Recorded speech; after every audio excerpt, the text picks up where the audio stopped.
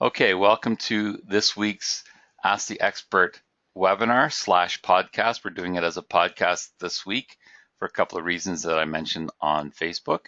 One of them is I've been having issues with my internet, and of course it'll be perfect tonight, but just to make sure that we don't have people there getting all frustrated trying to tune in and then not hearing it. But if you're listening to this, it means you found us on the First Canada YouTube channel and you're listening to it. And you're hearing tips on the judging process with our expert, Rhona Breadner. So welcome, Rhona. Thanks, Paul. Just for those of you who don't know Rhona, and I have a hard time believing that could be, but maybe you're a rookie. Rhona has been involved with First Canada from the beginning and was a First Canada volunteer at least one time, winner. So was it just once? Yeah, it was actually the very first year we ran the regional. Oh, very nice. And with Tom Lee, I don't know what the phrasing is, you're the co-senior judge for FRC in Ontario. Is that the correct? Yeah, we have, yep, for districts you have a senior judge that kind of sort of makes sure everybody's in line, not in line, but getting to their events and sorting out the events, that type of thing. And so Tom Lee and I share that in Ontario. And of course, you've judged a few times at the World Championships in St. Louis, and I guess not in Houston, but that could happen. That could still happen, right? Some of us could, you never know. Some of us are going to Houston again this year. And Rhona, if you didn't know, runs Innovation First International. The Americans are just along for the ride, but Rhona runs it. No, just to be clear, runs the Canadian operation for Innovation First International. Certainly don't want to take credit for the whole company. Okay, there must be a reason for that, but we'll go ahead anyways. So today, we have a few questions for Rhona that you might be thinking of. I've put some questions together that I wanted to know because I have like an inquiring mind. And so today we're going to ask some of them of Rhona, and she's going to give her opinion. This is not anything from that's authorized by or the final word from First Canada or First in the United States. So unlike FLL, we see all these judges roaming around the pits. What's that all about? Okay, so pit visits are our judges' opportunity to get to know your team, get to know the people on your team, what's important to your team. It's their opportunity to find out as much as they can about what you do as a team and what accomplishments you're proud of, what you've done in the last couple of years. For rookies, you know, how you got started, why you started, your lessons learned from this year. It's really their opportunity to gather as much information as they can from the team. And I guess the second question is meant for rookie coaches, and it could be on teams that they just joined, but it could be on actual rookie teams, to make it clear on actually who the judges are speaking to and then who in response answers their questions.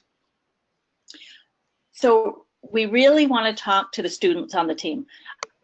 We know that mentors are proud of their team and proud of the accomplishments and that, but the judges really want to hear from the students what those accomplishments were, and they really want to get that information from the kids, not from the adults on the team. And sometimes it's hard because, you know, as I say, they're very excited, very passionate about what the team has done, but it really needs to be the kids on the team that are talking to the judges. I know it's hard because when I was still a coach with 4001, Bob Cheery and I, who were the lead mentors at the time, we'd just walk away when we see judges come because we're afraid we couldn't help ourselves. But yeah, and definitely, you know, it's out of a passion and wanting, you know, to tell the stories, but it does really need to be the kids, and that's a great thing, Paul. If you know you're that kind of person, then yeah, when the judges come and you know who they are because of the blue shirts, maybe just walk away from the team for a few minutes or step aside, so that way you're not sort of feeling you want to put in your 2 cents. And we felt like the kids were going to sort of keep glancing over at us as well to get sort of see how they were doing. So we felt it worked for both of us. So do the roving judges, the judges that visit the pits, decide on all the awards at an event? No. So the judges that come to the pits are deciding on what we call the team attribute awards, things like gracious professionalism, team spirit, entrepreneurship, and also the machine and creativity awards. So industrial design, anything to do with the robot, those are the awards that the roving judges are deciding on.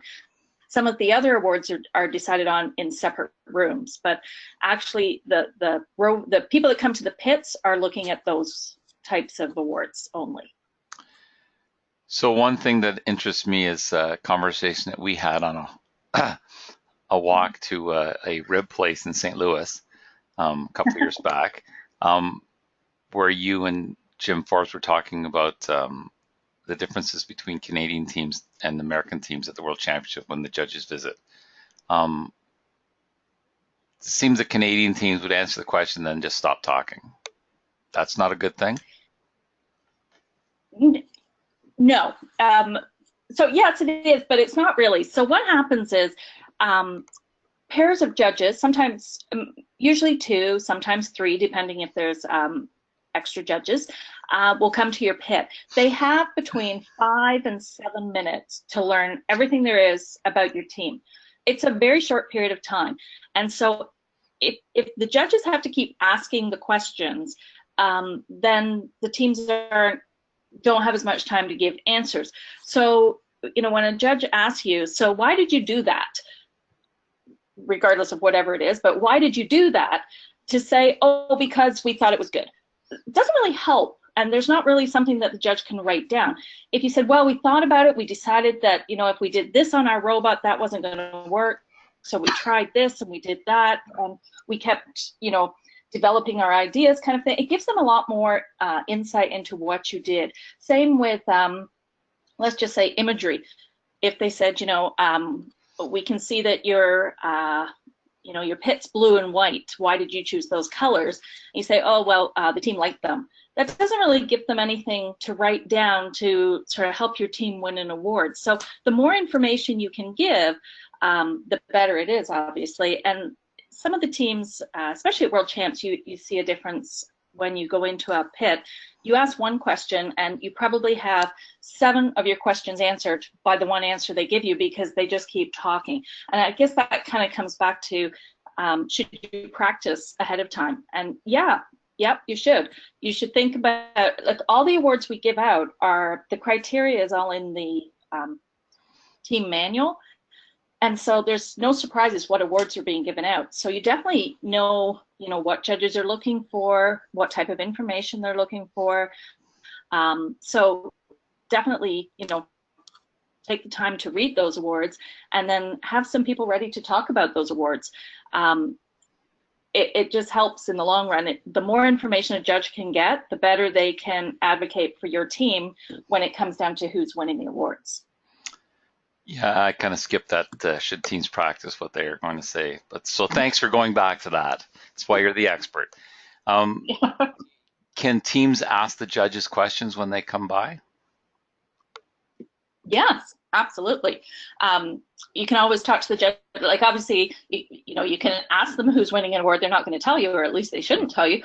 But definitely, in terms of their background, what they did, anything like that, definitely, that's, judges are always happy to talk about their experiences as well. Do the judges tell the students when they come up to them that, oh, we're here because we're judging Team Spirit Award, or is that something that the teams should be asking the judges when they pop up? So usually we tell the judges, you don't need to do that. Usually the teams that have been around a while, as soon as the first question comes out, they'll know whether the pair of judges are there to talk about your team and the things you did, or whether they're there to talk about your robot. So it's pretty clear right off the bat. Okay.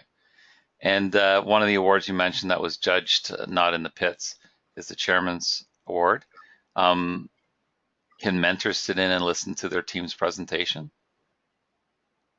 Yes, one mentor can come. It has to be an adult, cannot be another student. So an adult can come in the room. They cannot participate. They can't say anything. They cannot record. But they are there to listen and to give their team feedback on what they heard and how they thought the presentation went. And then obviously there's a feedback form, which teams need to bring with them if they want feedback. And, you know, I would think every team would want feedback so that you can improve or know, you know, areas that you need to work on, but you do need to bring that form with you.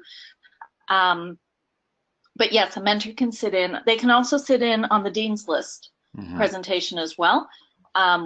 Again, an adult, no recording or anything, but they can be in the room with the student.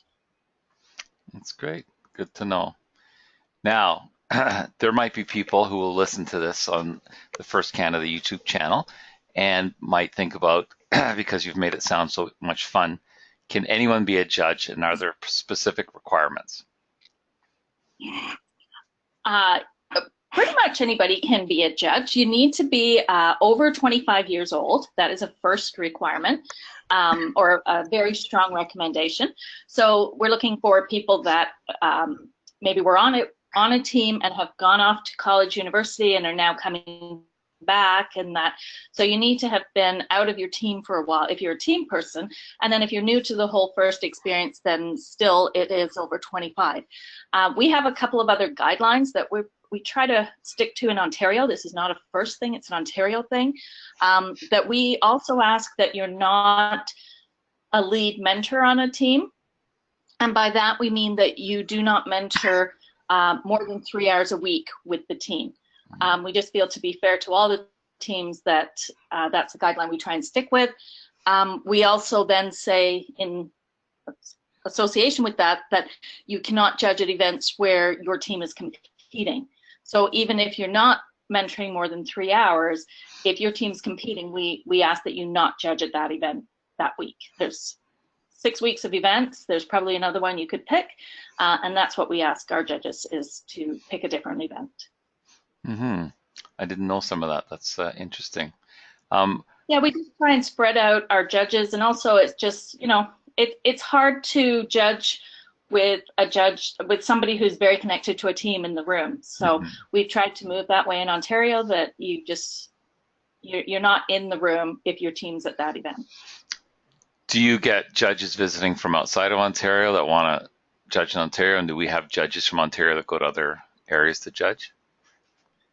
We definitely have judges from outside Ontario coming to our events. We have, you mentioned Jim Forbes earlier, and from Quebec, and he usually comes at least to one event. We have other judges from Quebec come. We have a couple of judges from Michigan that have come up every year. We had, last year at our provincials, we had a couple of three judges from Texas came up. We have a judge advisor that comes up from Texas every year because he enjoys coming up to Ontario. Ray LaPlante is in Waterloo this year again, and he's a great JA to have come in from outside Ontario, and gives us a new perspective at times too, so that's really good. So yeah, we have judges come to Ontario from all over. Ontario judges going outside. I know a couple of people have gone to other areas, but I'm not as familiar with that. Except for World Champs, we have usually a few judges from Ontario make it to World Champs every year to judge. So is it that all these people from outside of Ontario want to come in and hang out with you and Tom Lee? Well, obviously, yes. No, I think because, one, we have great teams, and just the environment at Ontario events is great, and people like coming to them. Okay, now you mentioned that judging at the World Championships, are there the same requirements that you have to be 25 and pretty much that's it? Yeah, it is. And then you just need to volunteer. just on the VIM system and put World Champs as your option. And yeah, they're always looking for judges. There's a lot of judges needed at World Champs. So. Hmm. So is the other perk that you get to keep the judge's shirt? Yeah, yeah, you do get to keep the judge's shirt. I don't know if that's a perk or not. I think the biggest perk is you get to talk to great kids doing really cool things and finding out, where their interests are and what they're going to do moving forward. And I think that's one of the cool things about judging. So is the color of the shirt mandated by first? Because I'm just wondering, you mentioned about pits that might be blue and white. I think I know somebody in First Canada that's a huge Leafs fan and might be persuaded by those colors to give out certain awards. Are they the same color at the Worlds? Yes, the judge's shirt comes from First, and it's the same shirt for all FRC events, not necessarily for Lego or for FTC, but for FRC, it's always the blue shirt. Okay. So I guess I'm asking this question because I'm actually involved with another team, and there are only 6 members on this team, and it's a good possibility that sometimes when the judges come by the pit, that there may not be a team member there. What happens when that occurs? So what we tell our judges is, to keep moving. So if you get to a pit and there's nobody there, obviously move on and come back. We do make sure that every team is visited twice. So, we make our best effort. If we go back, 4, 5, 6 times and there's nobody there, it makes it really difficult. We will have our judges go to the queuing lines and interview. They'll interview walking back to the pit. We kind of make it clear, especially events where it's a very quick turnaround, when teams have to be back on the field, that you have to go find them. So we do our part to try and find as many teams as we can. If it is a bigger team, obviously have some people stay in your pit, and that day one is really important to have people in your pit. It just makes it easier. You get more time with the judges because they haven't spent 10 minutes trying to find the team. But we do also understand that there's small teams, and so we try and find them. I suggest maybe writing your schedule on the table of when you think you will be back in your pit. So that way, the judges don't always have time to go find a schedule, see what time your next match is, and if it's on time. So if you can, leave a note on the table saying our match is at 10:30, and that way they can kind of figure out when you'll be back from that sort of thing. So it just helps if you can leave them a little note like that. But they will try their best to hunt you down and get that time with you, because it's important to talk to every team. I had never thought of that. That's a good tip. Maybe they could leave a plate of cookies with a note, just to, Well, that always helps, yeah. Or maybe team chocolate if somebody has that. Yeah, there's a few teams that do that. It is well received. I bet it is. So again, this small team that I'm involved with now has gotten a lot of great assistance from Team 771 and 1360 and 1241. Would that be something that you think the team should mention when the judges come around, that, this is what we've done, and this team helped us and this other team helped us? Yes, if those teams are at the event, it is important to tell the judges that, because a lot of the, like Gracious Professionalism Award, for example, that is about teams helping other teams and the whole spirit of First. So that is important to tell the judges. They will often ask. It's also important to fill in there's usually a form given out to every team for the Gracious Professionalism Award about a team that's helped you at the event and how they helped you. So that's also really important to fill in. But definitely tell the judges, and even if it's a team that's not there, the information doesn't get relayed from event to event, but you never know if a judge is going to be there at a different event. But typically it's more so if a team that's at the event has helped you. That's good knowledge. Well, that's good to know. And my last question is, aside from just talking to the judges, is it good to have something to show them?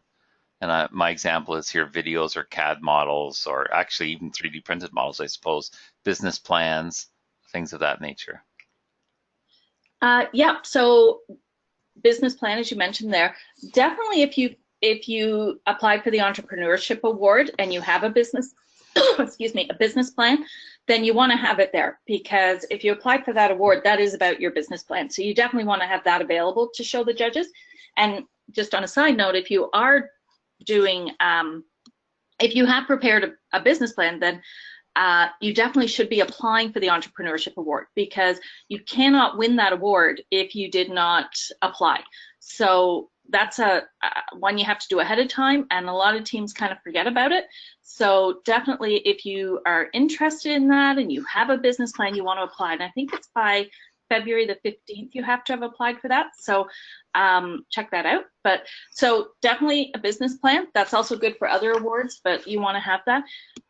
One thing that we are trying to sort of encourage teams to do is a one-page, really concise handout that highlights specific things that you want the judges to know, more so about your robot, about the design, creativity, engineering.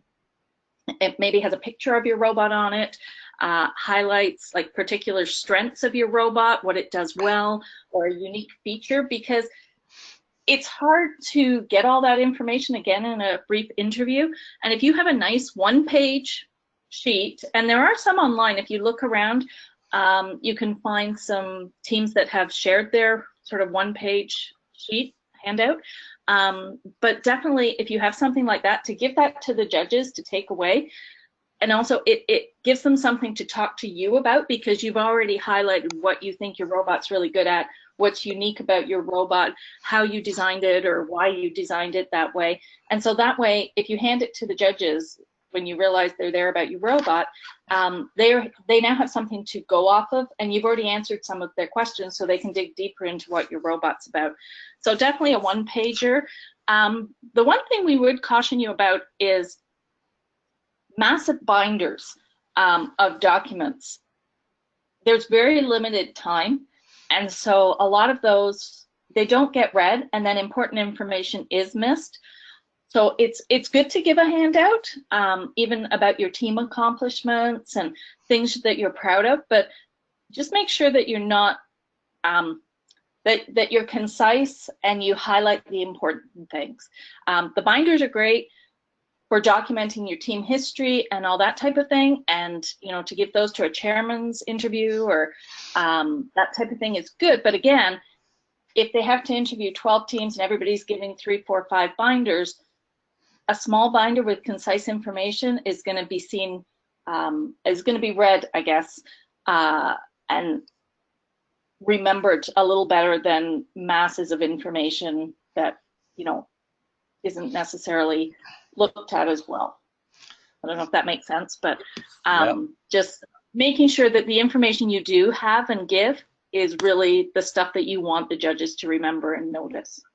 So that one pager sounds a lot like in FLL with the robot design executive summary, and yeah, it is hard to remember all the teams that come through when you're doing FLL judging. So that's a great tip. Mm-hmm. And maybe they should have a new robot rule in the manual about the weight of binders, like the robot has to weigh a certain amount. That's a good idea. I'll put that in my rules quiz so that. Yeah, that's important. Maybe first we'll adopt it. I like that. Yeah.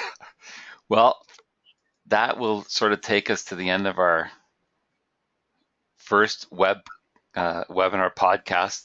And of course, the internet has worked perfectly all the way through, as I kind of expected that it would. Yep. So thank you, Rhona. That was great. Thanks for staying up late. This is in case you don't know the time. It's about 3 a.m, and so I appreciate that. Just a reminder to all the teams that the podcast webinar will be on the First Canada YouTube channel shortly. I need to do a little bit of editing. Just to remember, a couple of things to remember. There's lots of things to remember, but you should be thinking, or some members of your team should be thinking about getting your pit ready. The robot inspection form if it has, I haven't seen it, but it could be out already, but we'll find it and make sure to get out to teams, especially the rookie teams. The robot lockup form is in the rookie Google group, so you can find it there, as is a sample of the cost accounting worksheet.